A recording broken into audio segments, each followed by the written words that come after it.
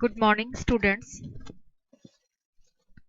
आज हम नया चैप्टर सेकंड टर्म का नया चैप्टर पाठ 8 सच्चा सपूत स्टार्ट करने जा रहे हैं।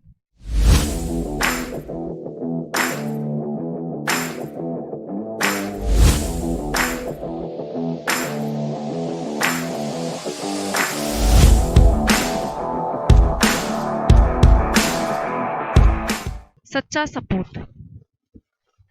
इस पाठ में कहानीकार ने एक सच्चे सपूत की चर्चा की है कि सच्चा सपूत अपने कर्मों से जाना जाता है। बड़ी बड़ी बातें करना, कथनी व करनी के फर्क को न समझना, ये सच्चे सपूत के लक्षण नहीं है। इस कहानी में 4 स्त्रियां अपने अपने बेटों की तारीफ कर रही हैं कि मेरा पुत्र ही सच्चा और वीर है। कहानीकार ने सच्चे सपूत का परिचय इस कहानी में दर्शाया है।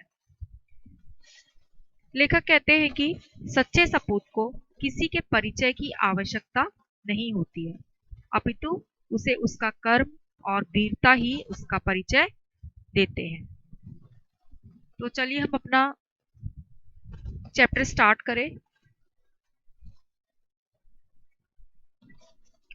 सच्चा सपूत।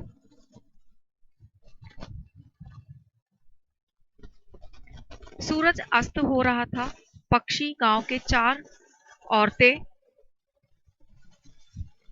पानी भरने के लिए घड़े लेकर गांव के कुएं पर जा पहुंची।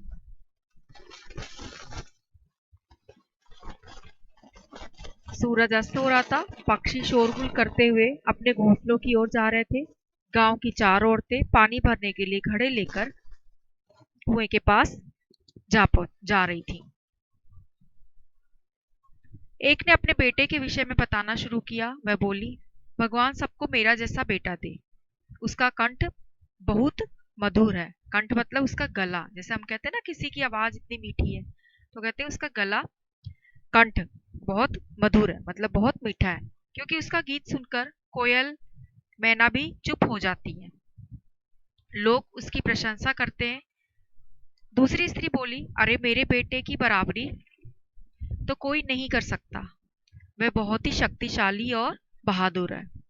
वह बड़े बड़े पहलवानों को भी पछाड़ देता है। वह आधुनिक युग का भीम है। भीम को बहुत बलवान माना गया है, इसलिए वो क्या कह रही है दूसरी औरत की वह आधुनिक युग का, आज के युग का एक भीम है। तीसरी बोली, मेरा बेटा तो साक्षात बृहस्पति का अवतार है। वह जो भी कुछ पढ़ता है उसे सब याद हो जाता है, मानो कंठ में सरस्वती का वास हो। मतलब सारी औरतें अपने अपने बच्चों की, अपने अपने बेटे की तारीफ कर रही हैं। तो तीसरी क्या कहती है कि जो मेरा पुत्र है, मेरा बेटा है, वो साक्षात बृहस्पति का अवतार है। वह जो भी कुछ पढ़ता है उसे सब याद हो जाता है, मानो कंठ में सरस्वती का वास हो। चौथी औरत ने अपने बेटे की प्रशंसा में कोई बात नहीं की। बाकी तीनों औरत ने कहा कि तुम अपने बेटे की प्रशंसा में कुछ नहीं कहोगी। उसने कहा, वह न गंधर्व सा गायक है, न भीम सा बलवान, और न ही बृहस्पति सा बुद्धिमान। मतलब चौथी औरत थी, वो क्या कहती है कि मेरा बेटा ना ही कोई वीर है, ना ही कोई गायक है, ना ही उसकी आवाज कोई मधुर है ना, और ना ही बृहस्पति सा बुद्धिमान।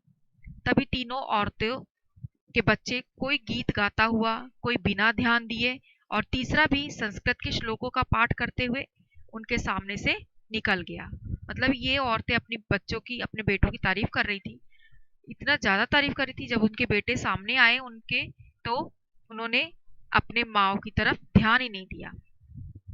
चौथी औरत का बेटा देखने में बहुत सीधा साधा और सरल प्रकृति का था। उसे देखकर चौथी औरत बोली, यह मेरा लाल। वह उसके बारे में अभी बता ही रही थी कि उसका बेटा उसे देखकर रुक गया और बोला, लाओ माँ, मैं तुम्हारा घड़ा पहुंचा दूं। बहुत मना करने पर भी उसने अपनी माँ के सिर से पानी का घड़ा उतारा और उसने अपने सिर पर रखकर घर की ओर चल पड़ा। तीनों औरतें चौथी औरत के बेटे को देखती रह गईं। तो इस कहानी में यह समझाया और जाना कि सच्चे सपूत को किसी के परिचय की आवश्यकता नहीं होती है। देखो बेटा, जैसे तीनों औरतें अपने अपने बच्चे की तारीफ कर रही थी, अपने अपने बेटे की तारीफ कर रही थी, लेकिन तीनों बट बेटे अपनी माँ के आगे आके चले गए। पता भी नहीं चला कि हमारी माँ है, कि उनका जो पानी से भरा घड़ा है हम उसको उठा ले। लेकिन जो चौथी औरत का पुत्र था, उसने अपनी माँ के सिर से घड़ा उतारा, इतना भारी घड़ा उतारा और घर की तरफ ले चल पड़ा, है ना। तो वही कह रहे कि सच्चे सपूत को किसी के परिचय की आवश्यकता नहीं होती है, उसका कार्य, सच्चाई और उसकी वीरता ही उसका अपना परिचय बना बताते हैं। तो इस कहानी में बेटा आप लोग को जो लेखक है उन्होंने यही बताया है कि सच्चे सपूत को किसी के परिचय की आवश्यकता नहीं होती, मतलब उसको किसी की तारीफ की आवश्यकता नहीं होती कि कोई बताए मेरा बेटा ऐसा है ऐसा है। अभी तो उसे उसका कर्म, अगर आप कर्म करोगे, है ना, अच्छा पढ़ोगे लिखोगे, तो अपने आप हमें पता चल जाएगा कि कौन बच्चा पढ़ने में कैसा है ना, या काम में कैसा है। तो वही बता रहे हैं कि उसका कर्म और वीरता ही उसका परिचय देता है। तो बेटा आज मैंने आपको पाठ आठ आठ सच्चा सपूत इसको समझा दिया है, और नेक्स्ट वीडियो में हम आपको बुक एक्सरसाइज वगैरह समझा देंगे, है ना, और क्वेश्चन टाइप करके आपको दी जाएगी। जब तक के लिए बेटा धन्यवाद।